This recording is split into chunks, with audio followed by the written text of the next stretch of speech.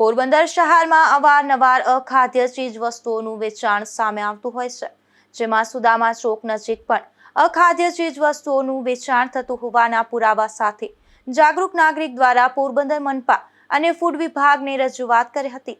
પોરબંદર શહેરમાં અખાદ્ય ચીજ વસ્તુઓ વેચાણ અટકાવવાની જવાબદારી પોરબંદર મહાનગરપાલિકાના ફૂડ વિભાગને હોય છે, પરંતુ મહાનગરપાલિકા ફૂડ વિભાગમાં તપાસ માટે એક પણ અધિકારી ન હોવાથી કામગીરી બંધ છે, જેનો ફાયદો અમુક વેપારીઓ ઉઠાવી અખાદ્ય ચીજ વસ્તુઓનું બેફામ વેચાણ કરતા હોવાની ઘટના સામે આવી છે.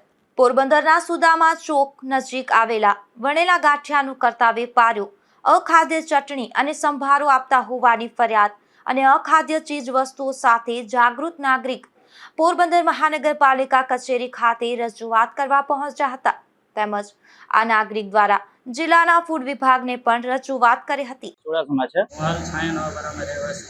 મેં સુદામા ચોક મામાદેવના મંદિર પાસેથી ગાંઠિયા લીધેલા હતા, જે એકદમ બગડેલા હતા અને મેં ઘરે જઈ અને મેં ખોલીને તપાસ કર્યા છે. મને જાણવામાં આવ્યું કે ગાંઠિયા એકદમ બગડેલા છે. આ ગાંઠિયાની કમ્પ્લેન લઈને હું મહાનગરપાલિકા આપણે છે ત્યાં હું આવેલો છું અને મેં કમ્પ્લેન કરી છે, કેમ કે આ વસ્તુ અત્યારે મારા જોડે થઈ છે, આવતીકાલે કોઈ બીજા જોડે થઈ શકે છે. અત્યારે આ ગાંઠિયા જે બગડેલા છે, એ જે વેપારી છે એ આ ગાંઠિયા વેચે છે, એનો મતલબ કે અત્યારે ત્યાં બગડેલા તો હશે. તો આ જ વસ્તુ કોઈ બીજા વ્યક્તિ લઈને જાય છે, કોઈ નાના છોકરાઓ હોય છે, કોઈ બીજા વસ્તુ હોય છે, જે આ લોકો ખાય અને જેની તબિયત બગડે એની જવાબદારી કોણ લઈ શકે. એટલા માટે હું જાગૃત નાગરિક થઈ અને આ કમ્પ્લેન લઈને હવે મહાનગરપાલિકાએ આવ્યો છું અને હું આ કમ્પ્લેન કરવા માંગુ છું. કઈ જગ્યાએ ગાંઠિયા લીધા? ગાંઠિયા મેં સુદામા ચોક મામાદેવના મંદિર પાસે જે રેકડીઓ છે, ત્યાં 2 રેકડી હોય છે, એમાં સેકન્ડ જે રેકડી હતી ને એની પાસે મેં ગાંઠિયા લીધેલા છે.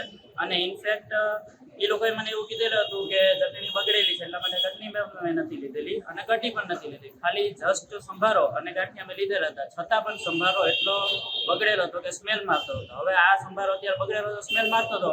અમુક ટાઈમે પડતર સંભારો હોય છે, તો એ લોકો અમને ખ્યાલ તો ન આવે તો પડતર વસ્તુ અમે ખાઈએ તો એ બગડેલી આવે. આ અત્યારે કોઈ બીજા વ્યક્તિ ખાય તો એની સમસ્યા, એને હેલ્થ ઇસ્યુ આવે. એટલા માટે હું કમ્પ્લેન લઈને અહીંયા આવ્યો છું. સુદામા ચોક નજીક આવેલા ખાણીપીણીના વેપારીઓ ગાંઠિયા સાથે આપતા ચટણી અને સંભારો વાસી અને દુર્ગંધ આવતી હોવાના પણ આક્ષેપો કરવામાં આવ્યા હતા.